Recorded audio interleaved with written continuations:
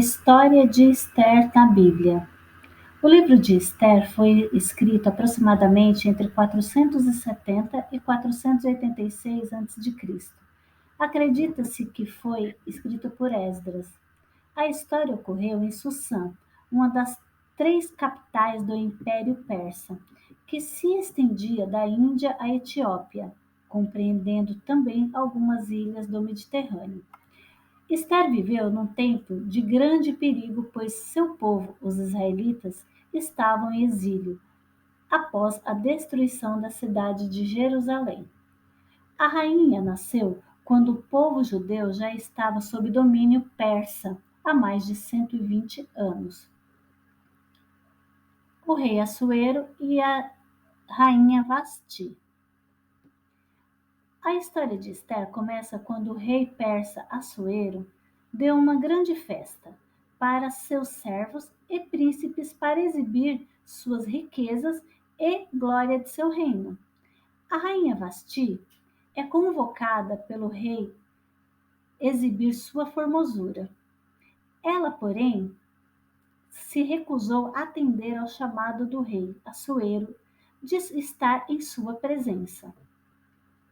Por este motivo, o rei fica furioso e resolve destituir Vasti de seu cargo de rainha.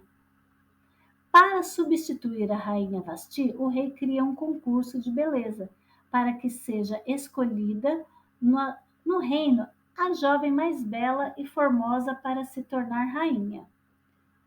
As jovens mais bonitas de todas as 127 províncias do reino persa foram convocadas para se apresentar ao rei, e dentre elas estava Esther.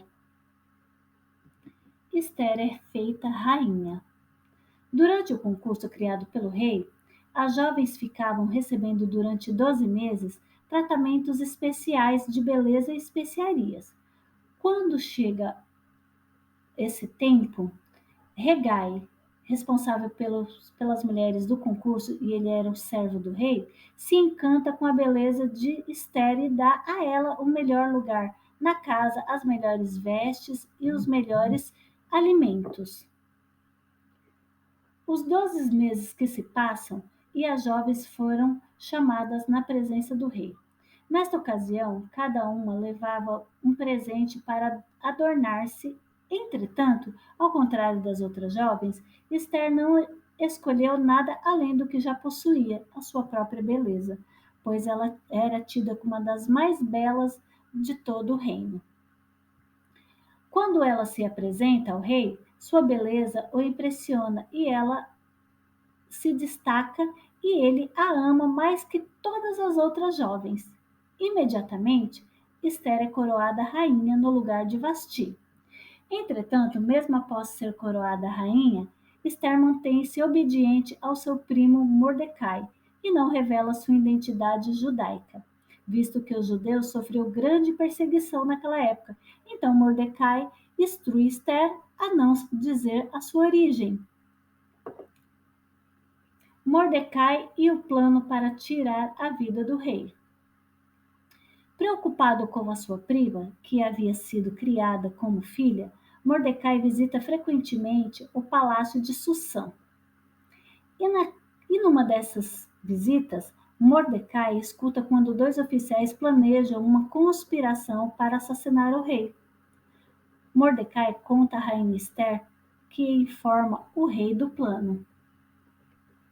Ao descobrir a veracidade dos fatos, o rei manda enforcar os 2 oficiais que conspiravam contra ele e o plano conspiratório é escrito nos registros históricos. O plano de Ramã contra Mordecai. Algum tempo depois, Ramã, nobre e amalequita, é exaltado e colocado como primeiro-ministro, sendo o segundo no reino abaixo do rei. E por esse motivo, naquele tempo foi publicado um decreto do rei que para todos adorassem Ramã. Entretanto, como Mordecai era judeu e servo do Deus Altíssimo, ele se recusava a se curvar diante de Ramã. Ramã fica muito enfurecido com Mordecai e todo o povo judeu, e requer ao rei que os judeus sejam punidos por não adorá-lo. O rei concede o pedido de Ramã e publica novo decreto para que seja destruído o povo judeu, pois ele não sabia que a mulher que ele amava, que era a rainha Esther, era judia. O pedido de Mordecai a Esther. Quando Mordecai toma conhecimento do decreto contra o povo, se entristece bastante, rasga suas vestes e cobre-se de cinzas, pois era um costume da época. Esther fica sabendo da tristeza de Mordecai e se entristece também. Preocupada com seu primo, ela manda que seus servos descubram o motivo da tristeza de Mordecai. Mordecai conta para Esther o plano terrível de Ramã e pede para que ela interceda pelo povo judeu durante a sua estada com o rei. Acontece que, naquela época, quem fosse à presença do rei sem ser convidado seria condenado à morte, exceto se o rei estendesse o seu cetro de ouro. Por isso, Esther fica receosa e teme por sua vida. Porém, seu primo a alerta de que ela também era judia e não seria poupada apenas por estar no palácio, pois os decretos do rei naquela época não poderia ser revogado. Além disso, ela fala que se não for ao rei, como ficaria a situação do povo? Além disso, ela fala sobre o seu amor que o rei tem por ela, sobre o seu amor pelo rei, e ela acredita no livramento de Deus. Então ela diz: com isso, ela surpreende a todos. E Esther pede a todo o povo que ore e jejue por 3 dias, e informa que ela e suas servas fariam o mesmo. Então, nos dias que se passam, Esther coloca a sua melhor roupa para ir à presença do rei. E diz: vou à presença do rei. Se perecer, pereci. Mas ela cria que Deus ia dar o livramento. O rei, ao visitá-la, estende seu cetro de ouro e diz: pede-me o que quiseres, e até metade do reino te darei. Esther, movida pela sabedoria de Deus, requer um banquete ao rei, na presença do primeiro-ministro Ramã. Durante o jantar, o rei indaga a Esther sobre qual era o seu pedido. A rainha, porém, requer um novo banquete no dia seguinte e não comenta no momento nada com o rei, sendo usada por sabedoria divina. A salvação dos judeus, a festa do Purim. No dia seguinte, ocorre um novo banquete, requerido por Esther ao rei. A rainha expõe todo o plano de Ramã. O rei fica furioso com o plano de Ramã de tirar a vida da rainha tão amada por ele e de todo o seu povo, e decide enforcá-lo na própria forca que Ramã havia construído para Mordecai. Deus deu essa estratégia à rainha Esther, para que ela falasse do plano dele, incluindo ela mesma. Acontece que, mesmo com a morte de Ramã, o povo judeu continua desprotegido, pois o decreto que determinava sua destruição continua em vigência. Além disso, naquela época, os decretos reais não poderiam ser revogados. E por isso Esther, tendo sabedoria dada por Deus, intercede pelo povo judeu e convence o rei de publicar um novo decreto. Nesse novo decreto, o rei autoriza os judeus a guerrearem e se defenderem. Mordecai envia um novo decreto a todas as províncias do reino. A guerra ocorre e o povo judeu vence, evitando a destruição deste povo. Até hoje, esse episódio é celebrado pelos judeus com uma grande festa, chamada Purim. A palavra significa sorteio, que era a forma que Ramã usaria para determinar o dia do extermínio. Quantas lições e aprendizados podem ser tirados de sua vida, da vida da rainha Esther? Que mulher sábia e corajosa ela foi, e como Deus a usou de maneira tão surpreendente e soberana.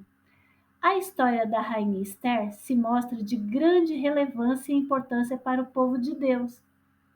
Por meio dela, vemos a soberania de Deus diante da crise e como ele é especialista em reverter situações que parecem impossíveis aos olhos dos homens.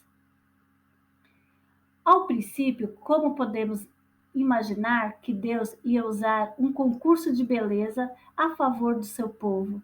Acontece que ele é soberano, onipotente e onipresente. Ele sabe todas as coisas e pode usar tudo a seu favor. Por meio da história de Esther, podemos ver como Deus move governantes, mesmo que gentios, ao favor dos seus planos. Deus não é homem para que minta e por isso todas as promessas feitas por ele se cumprem.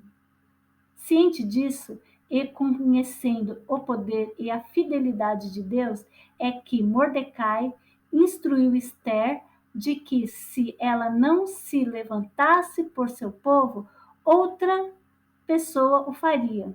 Isso porque os planos de Deus não são frustrados, eles se cumprem. Deus não precisa de nós, somos nós que precisamos dele. E como servos devemos ter ciência disso e saber que, para nós, é uma honra sermos usados e nos relacionarmos com Deus. Deus não precisava de Esther, mas ao ser obediente, ela tem o privilégio de ser usada por ele e se tornar uma figura tão relevante para a história do seu povo. Essa é a história de Esther, uma mulher que se permitiu ser usada por Deus, uma mulher obediente a Deus, obediente ao seu tio Mordecai, assim cumprindo a palavra de Deus. Que você se inspire, meu irmão, nessa história e viva aquilo que Deus preparou para a sua vida, porque a vontade de Deus, ela é boa, perfeita e agradável. Creia tão somente e verás a glória de Deus, e viva o impossível, assim segundo a sua vontade. Deus te abençoe, que seja um momento de muita reflexão.